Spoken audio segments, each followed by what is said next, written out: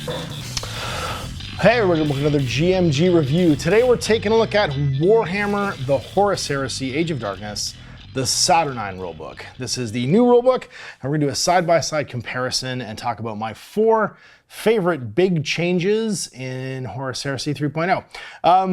And they're relatively major, and some, while they look relatively major, are actually relatively minor. So first things first, let's talk about the 2 sets of rulebooks that came in these 2-star sets.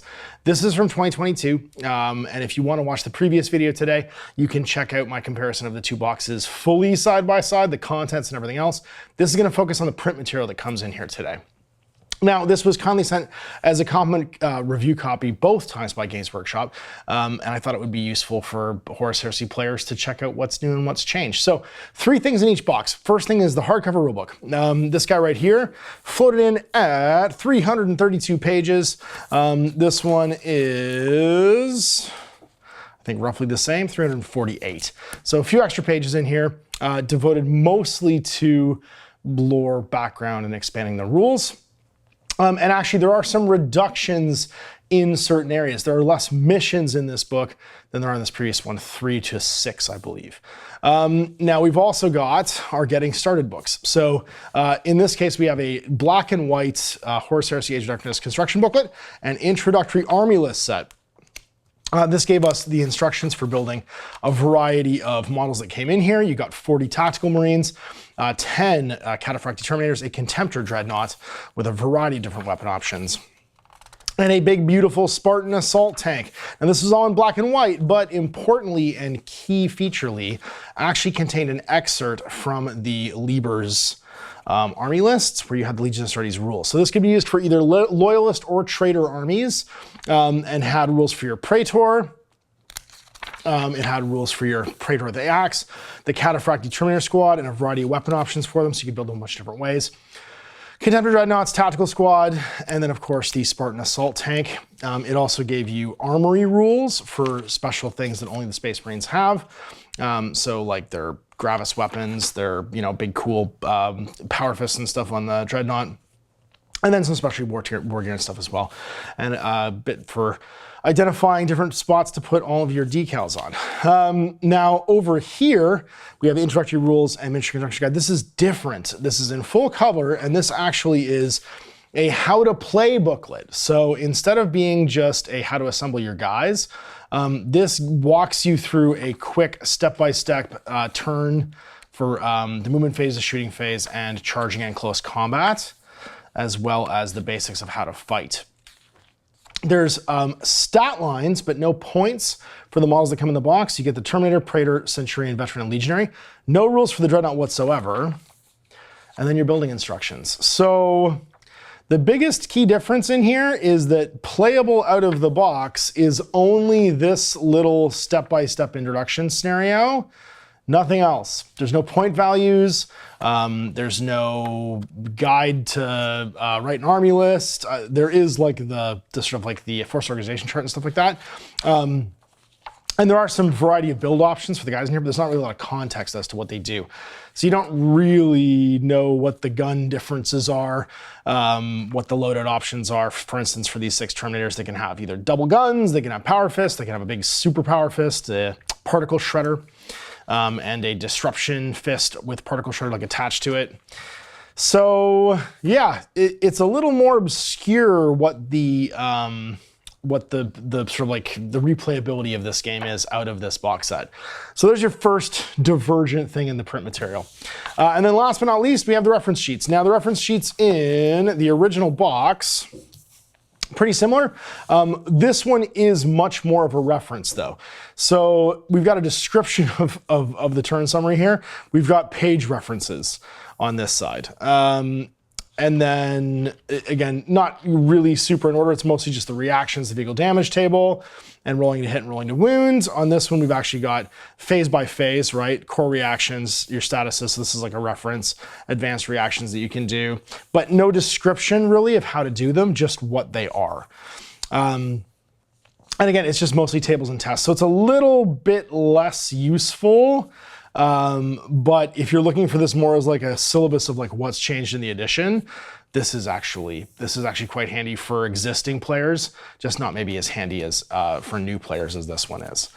So yeah, let's dive in then and take a look at the core rulebook and what my favorite differences are. So there's our look at the actual print material itself. All right, so Age of Darkness. First of the 4 key differences, the stat line, and much ado was made of this. Now, if you've seen one of these rulebooks before, you're gonna realize that if you're looking for rules, you gotta skip about 153 pages. The core rules start at page 154. The rest of it is going to be dictating kind of like the Age of Darkness, the core mechanic or the core storyline, and all of the key legions and factions that are in here. You're gonna get a brief history of all of them. So, wonderful lore book. I would love if they made an A5 scale copy of this rulebook, kind of like they do for 40K and Warhammer Age of Sigmar. It would be very convenient for them to do that because you're only playing with about this much of it. So first things first, like I said, the core stat line. I like this change, but it's kind of much ado about nothing. It's just a separate value for certain roles. So for instance, leadership is the stat line you're gonna test on when you test for shooting casualties, 25% shooting casualties, or panic test from weapons with the panic tag. Cool is what you're gonna do when you take any other type of like panic test. So cool is kind of like the ability of everyone to keep their brain together. Leadership is when you're particularly trying to organize the troops to not fall back and to keep their heads up. Willpower is typically used for their psychic tests. Intelligence is used for like problem solving tests.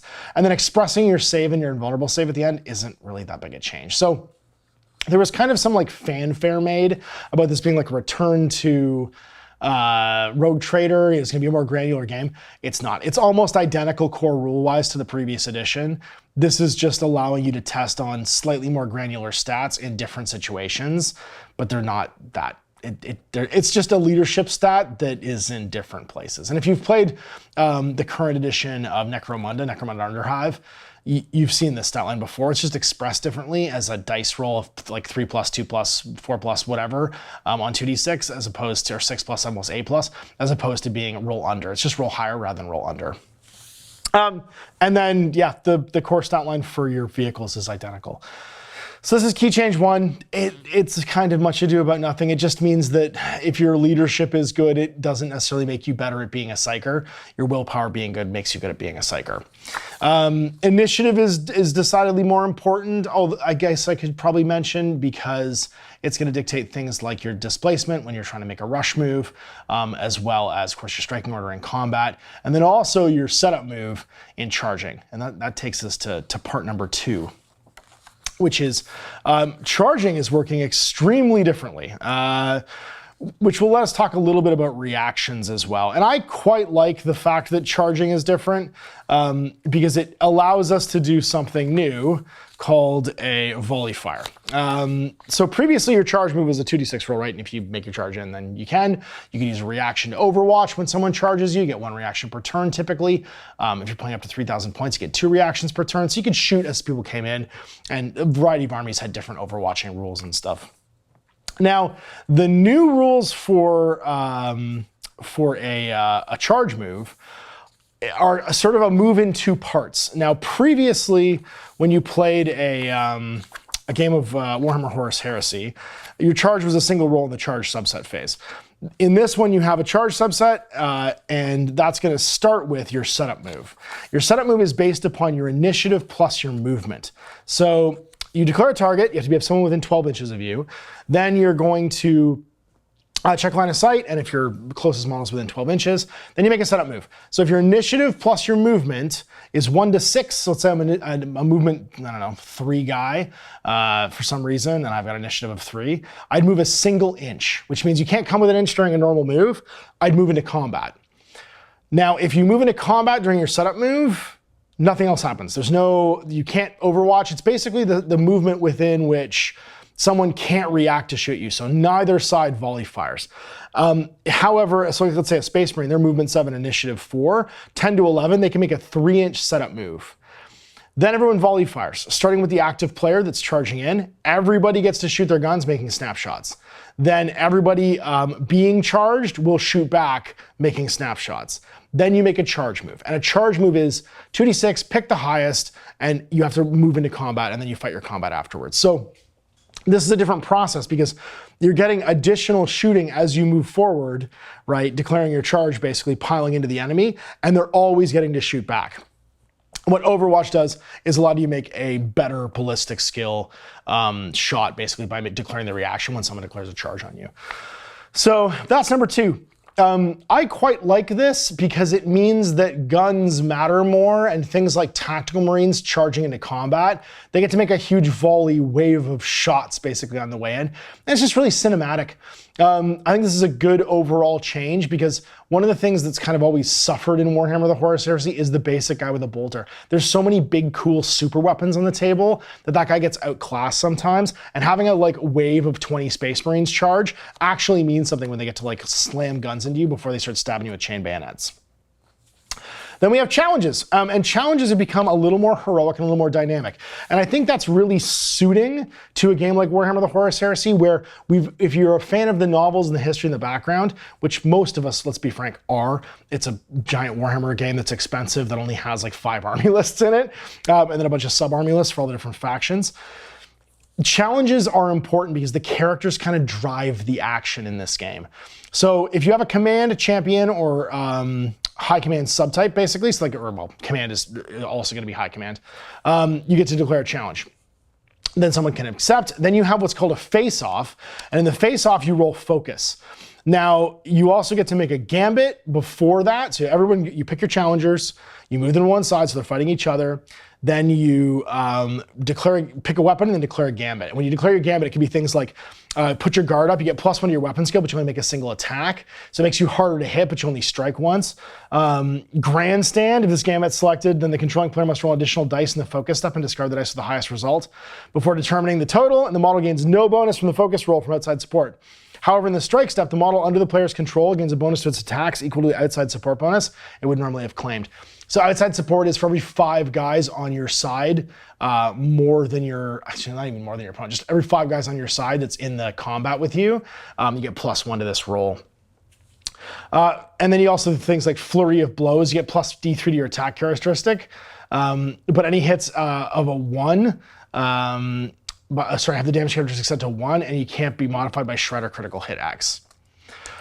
Then you make your focus roll, and you basically roll and you add your, you roll a die and add any of the following. So your combat initiative score, so whatever your modified initiative is with your weapon. If you're heavy, you're -1. If you're light, you're +1. If you've taken any wounds, you're -1 for every wound you've taken. And if you have duelist edge, you add that to the total. And then you get +1 for every 5 guys from outside support.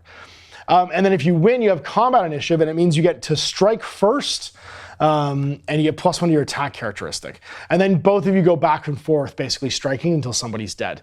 And if you kill the opponent, then you get glory, and you get a bunch of bonuses basically on having killed a guy. So challenges are a little more cinematic. You get to yell at each other and taunt and do these cool little step-by-steps where there's a memorable moment happening during the game. And it makes even combats between squads of tactical marines more interesting because the challengers can actually go and have an outside influence on how the fight goes. Next up, and this is probably the biggest one, is going to be making an army. And making an army has gotten a lot less strict. You have what's called a Crusade primary detachment. High command, 3 command models, 4 troop choices, and 4 transports. Everybody gets this primary detachment. Now, the Legions, Astartes, Libers, you'll have different detachments you can take, like a Tech Priest cohort, apothecaries, and stuff like that. But let's say out of this box set, this is my Saturnine Praetor and my Centurion are these 2 commands. I've got my 4 troop choices, which you'll notice doesn't include my Terminators. There's no heavy supports or no elites in here. And there's no Dreadnought, even no heavy support. And no even tactical support, which is my weapon platform, my accelerator. So right now, in this slot, I can fill this, but there's no minimums. There's no compulsories anymore. These little spiky guys over here are called core prime traits. Now, they allow you to pick an upgrade for whatever unit goes in that slot. So, for instance, if my hero's in here, I could make him a Paragon of Battle. And for each of these filled spiky selections, each core prime slot that I fill, I can pick one of these bonuses. Now, the biggest one is going to be logistical benefits. So if you can only take an additional detachment for every command and high command slot that you fill. So out of this box set, I can only take 2 additional detachments. So by filling my troop slot and my command slot with my Centurion and one of my tactical squads, that's going to allow me to take my Dreadnought as an additional heavy support choice, and my support slot for my accelerator autocannon on top of that. And then I'll get to take my allied detachments and my auxiliary detachments on top of that in the form of a Army Vanguard to take my 2 squads of veterans, and Shock Assault to take the 2 squads of Terminators, or take them as a single squad as well.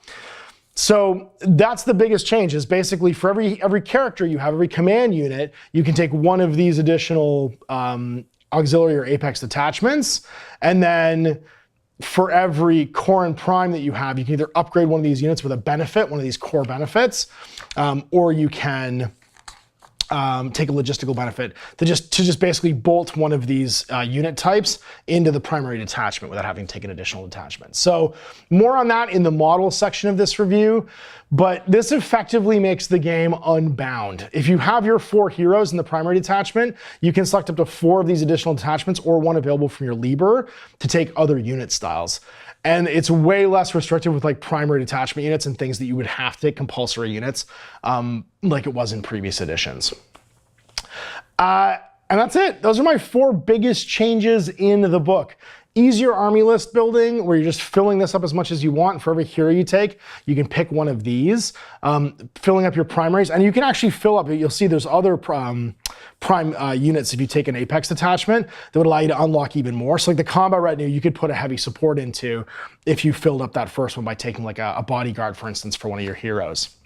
And then last but not least, we have the ways to play the game. And that is much shortened.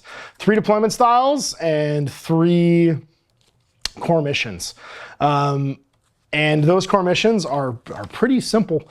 There's, we've gone too far? I think we've gone too far. Modes of play. Frontier, Designers and Afterward, I think it's back here. Yeah, here we go. Setups are pretty simple and pretty familiar. And I imagine this is gonna get added to when they do a match playbook, because I almost guarantee they're going to do a match playbook at some point, because people are going to want to play this in a tournament format. But it's 3 core missions: Search and Destroy, Hammer and Anvil, and Dawn of War. So 12-inch deployments, 24-inch deployments, short board edge, and then table quarters. And then we have Crucible, like secondary objectives are all worth different points depending on the mission. So like in Crucible of War, Slay the Warlords worth 2, Giant Killers 2, Last Man Standing is 2, and First Strike is 4. So that's kill your opponent warlord, kill their most expensive unit. Last Man Standing is have more units left than your opponent at the end of the game, and then First Strike is kill a unit before anybody else. In Take and Hold, Giant Killer's worth 4, Slay the Warlords worth 2, Last Man Standing's worth 4, and First Strike's worth 2. So it's almost reversed. And then you have it only lasts 4 turns. The game's only 4 turns long, and the victory points for each objective will be fixed. So for instance, in this one, you're trying to capture objective markers. Players must capture any of the 4 objective markers to accumulate points. In this one, there will be, each one's marked 2 on the battlefield, and they're gonna be placed on fixed points. In this one, you'll have 2 markers, each with a value of 3. And then a single objective marker anywhere in the battlefield that's worth 1. So like there will be more like ways to play probably in the future, but there's 3 sort of really simple ones here in the book. And we get some match play and tournament play guidelines as well. So what do I think? Overall, it's the same game.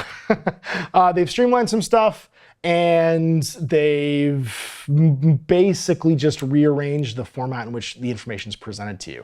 Now, part 3 of this review is going to be the Libers, and this is probably going to be the most controversial part of this review. It's going to talk about what's in and what's out, and the minis from this box set. I'm going to write an army list and show you basically the values of what things are worth and how they work. But this is probably where the rubber's going to hit the road, because we have got some sort of like hints that what's coming for the Age of Darkness is going to be very similar to Warhammer the Old World, where we're going to get sort of like a core army list book in the form of the Libers, and then that's going to get expanded later on, where every legion's going to get their individual sort of like their In Warhammer, the old world terms, it's called an arcane journal. It'll be a version like that. It'll be a Liber, Raven Guard, a Liebel, Warbearers, whatever that's going to be. So there it is, the rules. So the print material from Saturnine. We'll be back with models and the Libers as our third part for this review concludes today's coverage. Thanks for watching. I'm Mash. Have a good one.